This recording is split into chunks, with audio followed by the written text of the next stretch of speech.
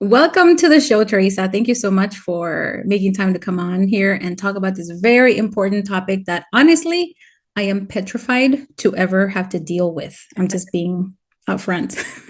Tell us a little bit about who you are and what you do. Yes, well, thank you for having me so much. I always enjoy spending time with you. So, I am Teresa Phelps, the owner of the Restoration Shop, which is I am a advanced grief recovery specialist with the Grief Recovery Institute and a life coach. I've been coaching parents and families since 2015. It started with sleep, helping parents get better sleep with their children, and then morphed into not really morphed, but it was a journey into how can I help parents connect better and communicate better with their children. So the next step was learning infant massage and teaching parents how to massage their kids for connection and communication. And then as I started working with parents, I realized it's more than connection. It's kids bring out are crazy. Kids Mhm. bring out things in us that we didn't even know was there. So then in 2017, I began training to become a life coach. I am a certified life coach. And then in 2020, I was introduced to grief recovery. And I just love what I do. I love sharing with people that grief, whether we want to talk about it or not, we all experience grief. And it's not just death or divorce. There's over 40 life experiences that can cause grief. So I help people understand what grief is, really identify unresolved grief, and then help them through their journey to healing. I love that. That journey has been pretty, I think, valuable that you went from like sleep recovery to what you do now because it all, like you said, it is all tied to emotion and that human connection. Right. So is this something that you imagined as a little girl that you would do? I wanted to be a marine biologist. Actually, I What? grew up in Arizona wanting to live in California and work at SeaWorld. So, no, I was talking to another woman the other day and I was sharing what, my whole journey as well. And she just said, it's so amazing how your, your, your life experiences, you go through your life experiences and then you're learning how to get through them and how to cope and then building new tools and then sharing with other people. She said that's pretty amazing. I never really thought about it that way. I just knew that I was in situations that were challenging, very challenging. And then just believing that no one else can help me. But then when I started reaching out and getting the help and realizing that I don't have to live like this. I don't have to be, go through sleepless nights, even though people say, oh, it's just a phase, they'll outgrow it. No, these things that we hear all the time, they're not true because there's always something that we can do in our lives to make things different. All we have to do is continue to look for support or find some support, find people who have been there before you and see how they've done it. So that's basically how I've lived without even realizing it.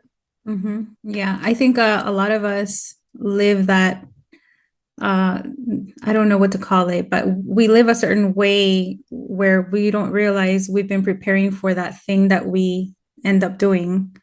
And then you look back and you're like, oh my gosh, there it is. The patterns or the all of the moves were there the whole time. I just didn't see it or know it.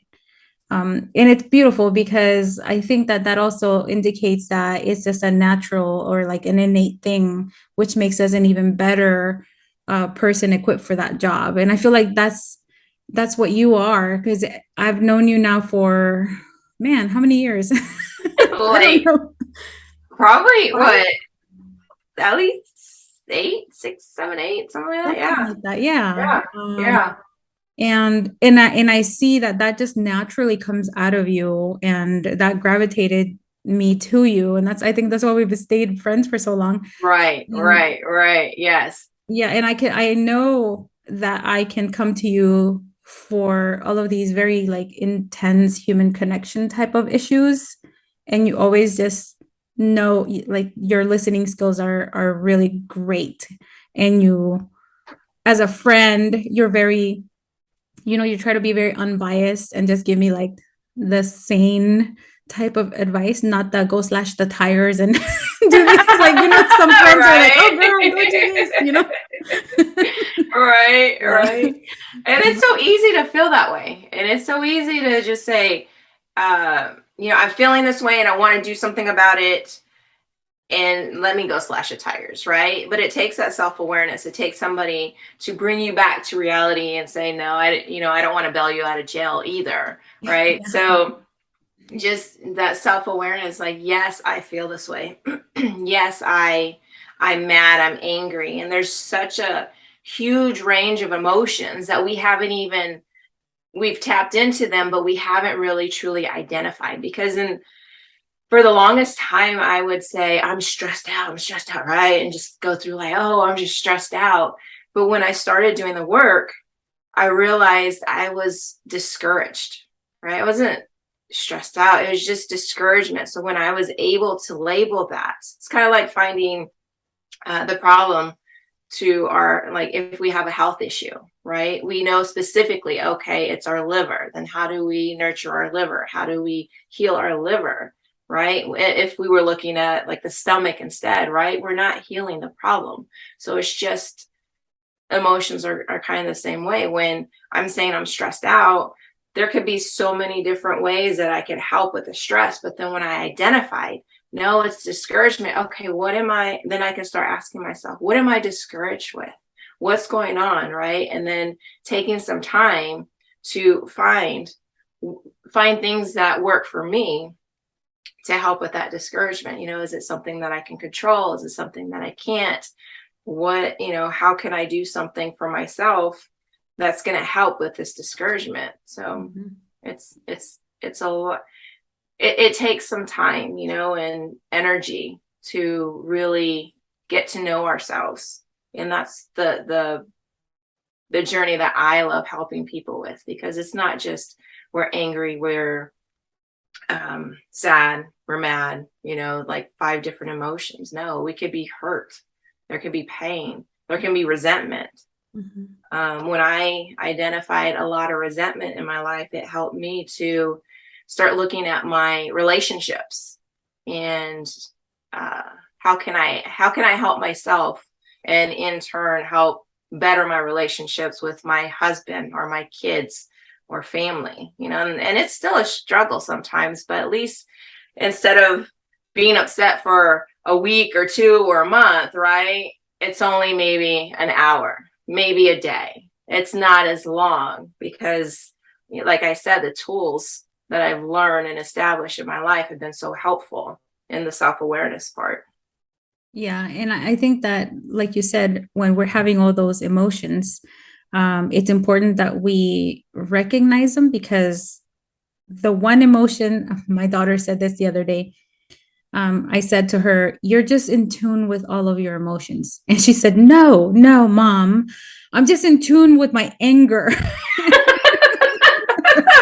Right, and right. I and I had to remind her, remember that, when you're hurting, we express it as anger when really Yeah, it's just pain.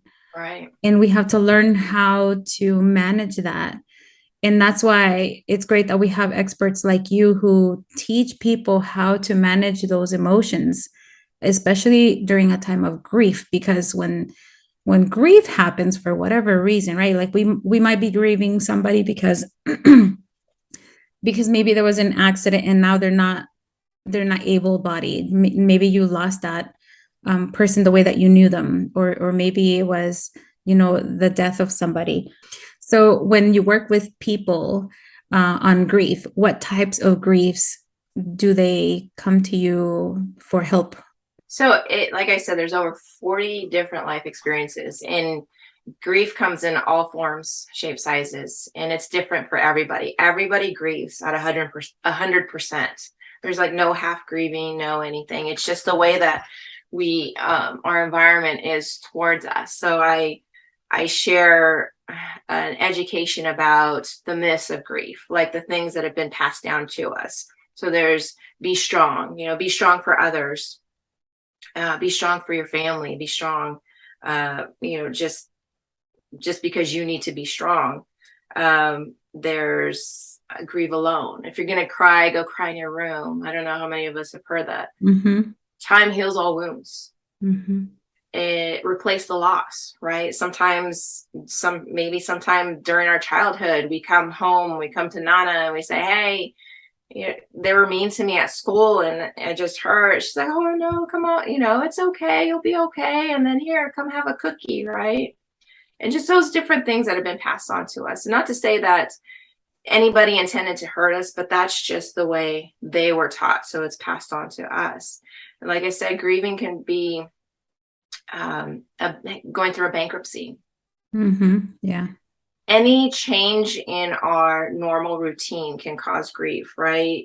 It was very interesting because kids, like you were talking about your daughter and how in tune she is to anger, right? Mm-hmm. And kids know they feel something. I was at an event not too long ago, and it was the end of school, and there was this boy who was probably about 9, and I was asking him how summer was going. He's like, "Oh, it's okay." I said, "How are you feeling about that?" He's like, "Oh, I'm excited." I'm like, yeah, it's exciting. He's like, "Yeah, and I'm also a little sad." Really, you're sad? He's like, "Yeah, because I don't get to see my friends anymore." So the end of school, the start of school, I realized a season of volleyball, right? I was even sad leaving because when we went to the games, I'd sit with certain parents and we just talk and hang out and have fun and laugh. And now that's over, right? So I was like, oh my gosh, I miss my friends, right? Mm-hmm. It's the same thing. So like I said, over 4 life experiences that we don't even think about broken relationships, not just girlfriend, boyfriend, but friendships, right? Just anything, pet loss. Oh yeah, that's big too. I Oh think yeah. Oh yeah. non-pet owners really don't understand how that impacts people. Right. Yeah. Right. And anything that changes or is different, there's also the element of like having things be different, better, or more in the relationship, or the loss of expectations, the loss of dreams, right? So Mhm. when I'm pretty open about my life, being a life coach, I feel like I can only connect with others and share things from my experiences, and I will never understand what somebody has been through, but I can relate. I can kind of identify different things. So it's forgot where I was going with that, but but I I'm very open about the things that my situations, my life experiences that I've gone through, so that I can connect better with the people that I work with, and help them understand that even though their experiences may be different, they're still allowed to feel. Sometimes we don't allow ourselves to be angry. I'm working with 2 men now through the grief recovery group support, and they're seeing angry as being bad. Like, angry is not bad. We make it bad. We can make it bad by how we respond to the anger. I told them you could either go and slash tires, or you can go to the gym and have a really good workout, right? It's our emotions are not good or bad. They're just our emotions. And it's for us to take the time to acknowledge them and then work our way through. And this is what I think is missing so much in our education system, in the family unit, in different things, is being able to talk about our feelings and being able to understand them and identify them, and then come up with some solutions to help us, right? I like that you said our emotions are not good or bad. They're just emotions, right?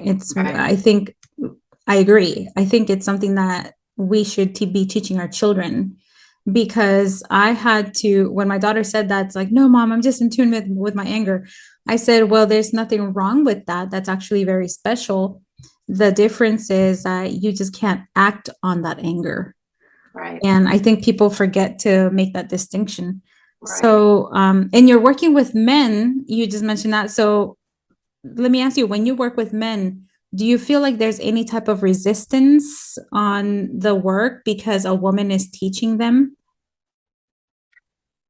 You know what? I've found that if a person is willing, whether it be a man or woman, if they're willing and willing to reconsider the things that they've been taught, willing to have an open mind about things, willing to take in and apply, because there is homework involved and then follow-ups, and so it's an education homework and then going over the homework each week. So as long as they are open to it, and there's resistance to, we were talking a little while ago about looking in the mirror, right, and looking at ourselves, and that can be one of the hardest things for people. And people do like, they may not finish the program, but they have a base or a foundation of different ideas and different things that may affect them, which stops them, because a lot of us, to be honest, don't like looking in the mirror. We don't like thinking that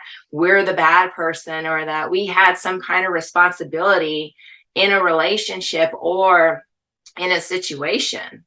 It's called accountability Yeah. and taking some responsibility for it. And there's a lot of ideas that if we take responsibility, then for whatever emotion comes up, like shame or guilt or anything, and we don't want to feel that, so it's more of an avoidance rather than um uh, along with the resistance, I'd say. Yeah, you're opening my eyes to define grief as more than the loss of someone whose physical body has left this earth. Right. Because that's the first thing I thought of. I was like, "Ooh, grief!" Like I haven't experienced that yet. Nobody close to me has passed away yet, and I'm dreading that because I've seen so many people around me lose a loved one, and it just looks so intensely painful. Mm-hmm.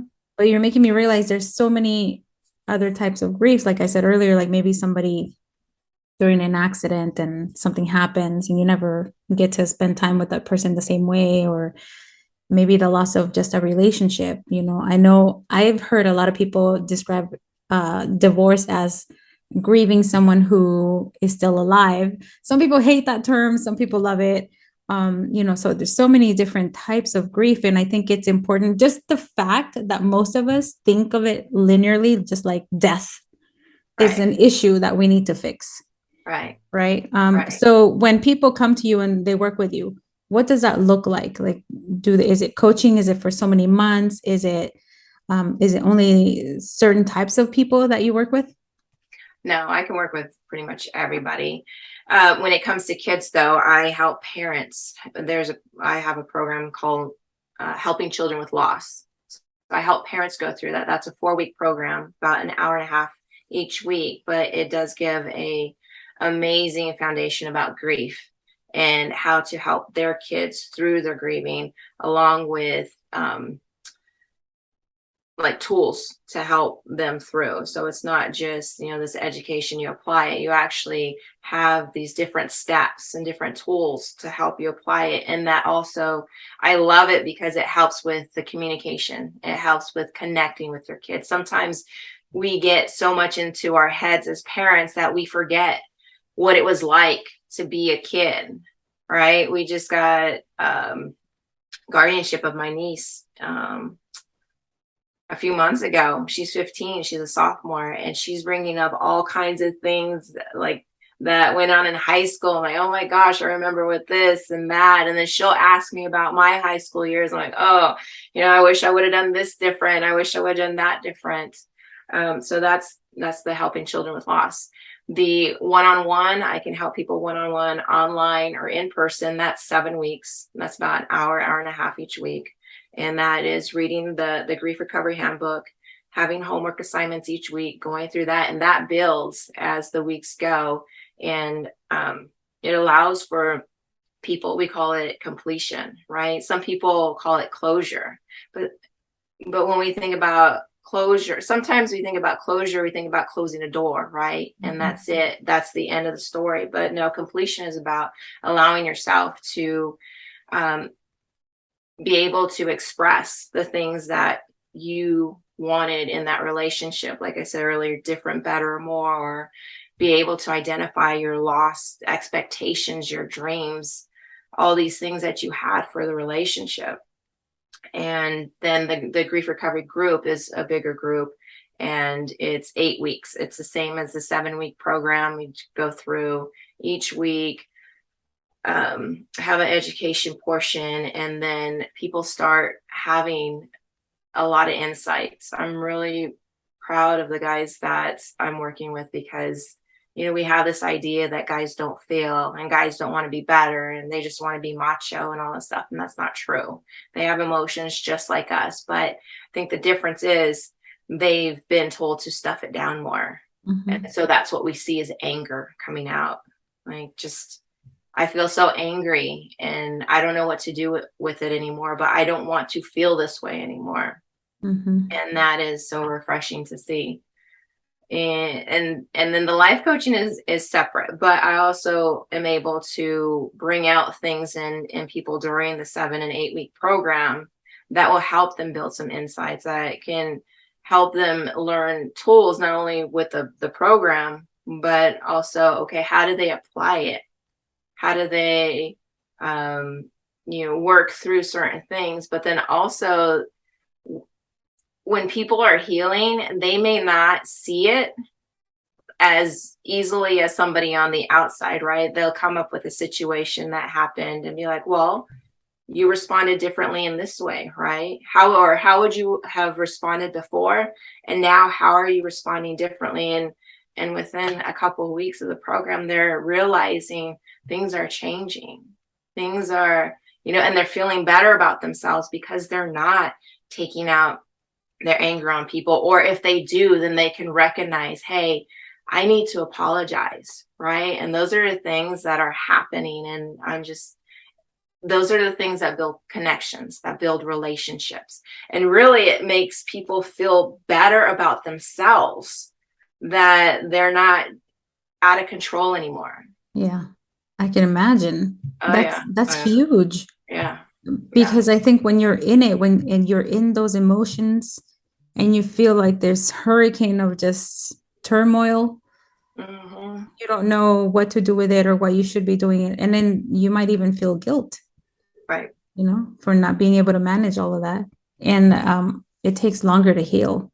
So that's really great that you're helping people and kids even, uh, with grief, because I think that it's still not, the topic itself is still not normalized enough. I know that we have seen advances. I mean, just the fact that you're a grief coach. I mean, 10 years ago, you might have heard that maybe, but people would be like, Hmm. what? And then close, just like move on. Now they're like, Right. wait a minute. Let me look into what Teresa is doing and how she can help me. Right. So, Right. so if people want to reach out to you and work with you, Mhm. how can they reach out? The best way is to give me a call. It's 951-523-7959. You can learn more about me. It's the restorationshop.com. And you can also email me at Teresa at restoration shop. Shop is SHOPPE.com. And yeah, and I would love to, even if you just want to talk, I tell people all the time, you know what, I'm not here to force you into doing anything, but I really love it, because when I tell people what I do, then they just kind of like, right, like everything. Oh my gosh. And they do have insights like, oh, I haven't thought about that for a while, but they can see that it still affects them, right? Right. Yeah. And it's not about being perfect. It's not about being a certain way and doing things perfectly, because I still don't. I have bad days, but that those are the days where I know I need to focus more inward than outward. If something comes up in me because somebody said something, I'm like, "Oh, it's not their fault. They're just being who they are at this time." But when I do the work, I've been married 14 years, and it's not because by luck or because my husband's amazing. Like, he is amazing, but like he's the perfect husband, does everything perfectly. No, it's because I've done the work. I've through the last almost 8 years now, just applying it every day, and it's one step at a time. We think sometimes I don't really like the New Year's resolutions, because we tend to just jump in and we do great for 3 or 4 weeks, and then all of a sudden we kind of taper off, and then we feel bad about ourselves. So I help people step by step. Grief is a journey that I can help people take the first step towards, and it doesn't take months or years. It can take just that 7-week one-on-one or the 8-week group, and they'll have more understanding about grief than a lot of people in this world. So. So share with us a few, maybe 3 myths that you always hear people say about grief. When I bring this up, the most chuckles I get is that time heals all wounds, right? Mm-hmm. So say me, you're cruising down the street, right? And I get a flat tire. And so I veer off, park, and we just look at each other and say, hey, time heals all flat tires, right? No, we have to take some action steps. No, it's either call AAA, or I'm like, Dolly, go, you do it. There's action steps involved. Time, yes.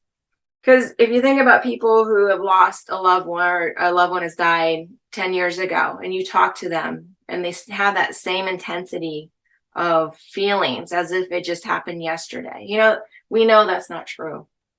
And that's just one thing to reconsider. The grieve alone. But this is something that's been taught over a period of time, that happens to us, not on purpose, because sometimes we reach out to people and, after a while, they don't want to hear our grieving, they don't want to hear our experience anymore, because they may get tired of it, or they don't know how to help us, and we bring out something in them. So when after a little while, we start to isolate and then pretend like, oh, we're healed, right? So then everybody around us either doesn't feel uncomfortable, or that we can actually be around them. But then again, we start not wanting to be around people, because then they don't understand us. Like, we're the only one that feels this way. And that's not true either. There's always somebody who had similar experiences, just that we don't talk about it a lot of the time, so we don't know exactly who's gone through what, and we feel alone. But we're never alone. There's always somebody to reach out to. And then so those time heals all wounds, grieve alone, and then be strong. What does being strong even look like? How? Yeah, it can be so different. Right. So different to everybody. I remember my friend telling me about her friend, who, I think she was a teenager, like around 17, whose mom died, and her dad told her, hey, be strong for your siblings, right? Be strong. She went her probably the next 20 years being strong.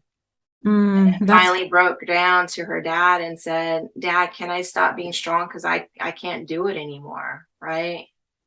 And that's so the things that I help people with, I don't say just do this, just do that. I help them figure out their next action steps, things that are comfortable for them, because my solutions are not your solutions, are not everybody's solutions. I have ideas, and I've been trained in ways to bring out, to ask questions, to look at exactly what they said, to become a good listener, and be able to hear what they're saying, and then be able to help them through this whole process of healing or life or anything. Wow, yeah. What you just said there, the be strong, especially when a child is told to be strong, I can see how they might easily interpret that as don't cry, don't feel it, don't process it. Ooh, and that can be so permanently impactful for your mental health and spiritually in every single way. Right. So thank you for mentioning those three. Hopefully people will keep that in mind and Hmm. also, be more careful with their words because I've had friends who always tell me, man, so and so said this to me when my father was dying, and I don't understand why they said that. I was just a Right. kid, or I was trying to process. And also the other one that I've seen a lot is where for some reason people put a timeline on grieving. Yeah. And I'm like, why? Why can't you feel that forever? The only difference is you learn how to just manage that, right? I mean, there's no like, no, 1 year is not, it probably isn't enough for one person. Maybe it is for another, but it's kind of cruel to do that to people when they say Yeah. things like, oh, shouldn't you be over this already? Right. And it's like, that's Right. so hurtful. Right. Yeah. Right. So, And if those people that say those things knew about how they affect somebody else, I these are all well-intentioned mm, comments. When my mom died last year, I had people say, "Oh, she's in a better place." Like, well, I don't want her in a better place. I want her right here with me, right?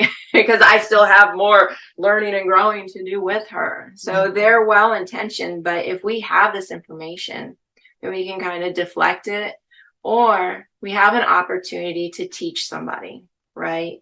And it'll come out, and through self awareness, it'll come out in a caring and compassionate way, not like, I can't believe you just said that, like, Mhm. oh my God, how insensitive are you? And it happens. It happens because these things have been shared. For, I can come up with so many things with different experiences that I've had that were just like, oh my gosh, I can't believe you just said that. Like when I had my miscarriage years ago, I went back to work after a few days, and one of the sergeants was like, well, you're still young. You could have more kids. I Right. hate Like, hearing that. like I even yeah. Yeah, I, even now. So I like last night I was thinking about all these different experiences, like, oh my gosh, there is something that somebody said to me. But now I know. Now I take it and I can either have a conversation with them, or it's like, you know what, is it really worth it at that time? Or usually it's a conversation because I like sharing with people different things. Be like, hey, you know what? This is what I do. And that wasn't very helpful because we need to give people the opportunity to change. If we're working on ourselves, we can't expect other people to change with us. They have their own work to do. And that can be one of, especially for a control freak like me, that could be one of the worst things ever because, it takes time. It takes energy. For the time that we invest in ourselves, we have to give other people the compassion and opportunity to do it, but we can also lead them in a way that's going to help them and not hurt them as well. yeah. Wow. This has been such a great conversation. I'm sure that we can continue on the Mhm. topic. But I want to remind people, where can they reach out to you again?